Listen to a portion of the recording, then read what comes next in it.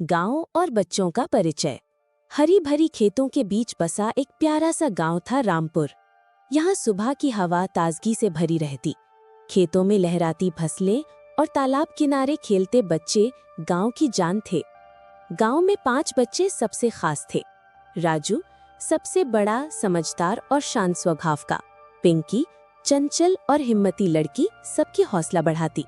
मुन्ना शरारती, ढोल बजाने का शौकीन, हर काम में मस्ती। गुड्डी जिम्मेदार और योजनाबाज, सबको मिलकर काम करना सिखाती। सोनू सबसे छोटा, थोड़ा डरपोक लेकिन दिल से अच्छा। इन बच्चों के साथ रहते थे उनके 4 जानवर दोस्त। मोती वफादार कुत्ता, हमेशा बच्चों के साथ। काली शरारती बकरी, कभी खेत में कूद जाती, कभी बच्चों के पीछे भागती। गौरी शांत स्वभाव की गाय, सबको अपनापन देती। चिरकुट रंग बिरंगा तोता, बोलने और मजाक उड़ाने में माहिर। तालाब किनारे ये सब रोज खेलते, दौड़ते और हंसी ठिठोली करते। परेशानी की शुरुआत। एक रात अचानक गांव में हलचल मच गई। दूर से हाथियों का झुंड खेतों की ओर आता दिखा। गांव वाले घबराए। अरे, ये हाथी तो हमारी फसलें बर्बाद कर देंगे। क्या करें, कैसे बचाएं अपने खेत? बच्चे भी तालाब किनारे इकट्ठे हुए। मोती जोर से भौंकने लगा। काली डर के मारे गौरी के पास जा खड़ी हो गई। पिंकी बोली, हमें कुछ करना होगा वरना हमारे खेत उजड़ जाएंगे। मुन्ना हंसकर बोला, मैं ढोल बजाऊंगा, सब हाथी भाग जाएंगे। राजू ने गंभीर स्वर में कहा, मुन्ना मजाक मत करो, ये हाथी भूख और पानी की तलाश में आते हैं, हमें उन्हें नुकसान पहुंचाए बिना रोकना होगा। सोनू धीरे से बोला, अगर हाथी गुस्सा हो गए तो हमें कुचल देंगे।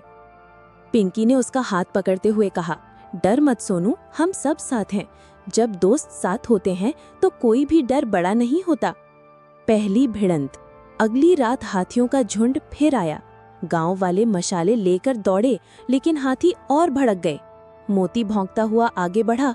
काली ऊंची आवाज में मिमियाने लगी। बच्चे भागते हुए एक ऊंचे पेड़ पर चढ़ गए। चिरकुट तोता पेड़ से बोला, अरे ओ बच्चों, नीचे मत उतरना वरना चपटी रोटी बन जाओगे।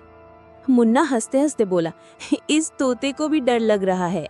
राजू ने सबको शांत किया। देखो, हमें सीधे भिड़ने की जरूरत नहीं, हमें सोचना होगा कि हाथियों को गांव से दूर कैसे रखा जाए। उस रात बच्चे डर के साथ घर लौटे, लेकिन उनके मन में एक संकल्प था, वे अपने गांव और खेतों को बचाएंगे। बच्चों की योजना। सुबह चौपाल में राजू ने सब बच्चों और जानवरों को बुलाया। राजू, दोस्तों, हाथी गांव में इसलिए आते हैं क्योंकि उन्हें भूख और पानी चाहिए। अगर हम जंगल के किनारे उनके लिए खाना और पानी का इंतजाम कर दें तो वे गांव में नहीं आएंगे। गुड्डी उत्साहित होकर बोली, सही कहा, हम तालाब से एक नहर निकाल सकते हैं और जंगल किनारे पानी पहुंचा सकते हैं। पिंकी बोली, और मैं गन्ने और केले के पौधे वहां लगाऊंगी। मुन्ना उछल पड़ा, और मैं ढोल बजाकर सबको वहीं बुला लूंगा। सोनू हिचकिचाते हुए बोला, लेकिन अगर वे हमें पकड़ ले तो? राजू मुस्कुराकर बोला, यही तो मौका है सोनू, डर को हराने का। जब हम सब मिलकर काम करेंगे तो हाथी भी दोस्त बन जाएंगे। मोती भौंका, मानो सहमति दे रहा हो। चिरकुट ने जोर से कहा, चलो चलो, काम पर लगो वरना हाथी आएंगे और सब खा जाएंगे। मेहनत और दोस्ती। बच्चों ने मिलकर जंगल किनारे एक जगह चुनी। मोती मिट्टी खोदने में मदद करता, काली पास में खेलती रहती, गौरी गाय उन्हें छांव में बैठने देती। गुड्डी और राजू नहर बनाते, पिंकी पौधे लगाती, मुन्ना ढोल बजाकर सबको उत्साहित करता। सोनू भी धीरे धीरे डर भूलकर मेहनत में जुट गया। उसने पहली बार पेड़ से पानी की बाल्टी उतारी और बोला, देखो, मैं भी कर सकता हूँ। पिंकी खुशी से चिल्लाई, वाह सोनू, अब तुम असली बहादुर हो गए। हाथियों से मुलाकात। कुछ दिनों बाद हाथियों का झुंड फिर आया, लेकिन इस बार बच्चे डरने की बजाय तैयार थे। जंगल किनारे केले और गन्ने की खुशबू फैल रही थी। हाथी वहीं रुक गए और खाने लगे। बच्चे दूर से देख रहे थे। मुन्ना धीरे से बोला, देखा, मेरा ढोल बजाए बना ही काम हो गया। चिरकुट हंसकर बोला, हाथियों को ढोल नहीं खाना चाहिए था, मूर्ख। सोनू के चेहरे पर पहली बार मुस्कान आई। उसने कहा, अब वे हमें नुकसान नहीं पहुंचाएंगे।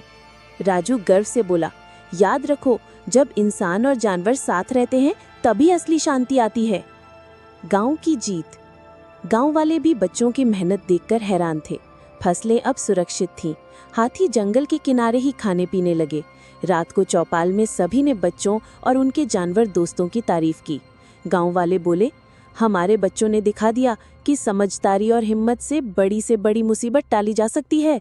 सोनू अब निडर होकर बोला, मैं अब कभी नहीं डरूंगा क्योंकि मेरे दोस्त मेरे साथ हैं। मोटी खुशी से भौंका। काली कूदकर सोनू के पास आ गई। गौरी ममता से उसे देखती रही और चिरकुट ने जोर से कहा, वाह रे वाह, अब तो सोनू भी शेर बन गया। सभी हंस पड़े। सुबह की पहली किरणें खेतों पर बिखरी। बच्चे तालाब किनारे हाथियों को दूर जंगल में खाते पीते देख रहे थे। उनके चेहरों पर संतोष और गर्व था।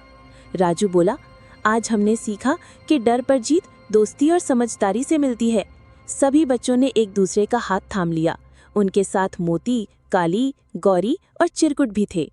गांव और जंगल अब दोनों सुरक्षित और खुशहाल थे। गांव की नई शुरुआत। कुछ दिनों बाद गांव के लोगों ने सचमुच जंगल के किनारे केले, गन्ने और बांस लगाए। हाथियों का झुंड अब खेतों में नहीं आता, बल्कि उसी जगह खाकर लौट जाता। गांव वालों को अब समझ आ गया था कि प्रकृति में सबको जीने का हक है। बच्चे और उनके जानवर अब और भी प्यारे हो गए गांव के लिए। राजू और उसकी टोली रोज शाम को तालाब किनारे बैठते। मोती पास लेटा रहता। चिरकुट राजू राजू कहकर आवाजें निकालता। काली बकरी मुन्ना की कमीज खींचती और गौरी गाय पिंकी की गोदी में सर रख देती।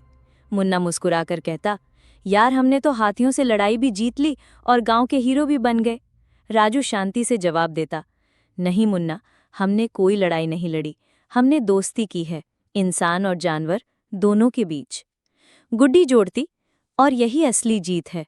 सोनू जो अब बिल्कुल निडर हो चुका था, गर्व से बोला, हाँ, अब हम सिर्फ बच्चे नहीं, गांव के रखवाले हैं। सब बच्चे खिलखिलाकर हंस पड़े। कहानी का संदेश, बच्चे चाहे छोटे हों, उनकी सोच और साहस से बड़ी समस्या हल हो सकती है। जानवर हमारे दुश्मन नहीं, बल्कि प्रकृति के साथी हैं। हमें उनके लिए भी जगह और खाना देना चाहिए। गांव की एकता ही उसकी असली ताकत है। और इस तरह सूरजपुर गांव की ये घटना हमेशा के लिए एक मिसाल बन गई। बच्चों और जानवरों की दोस्ती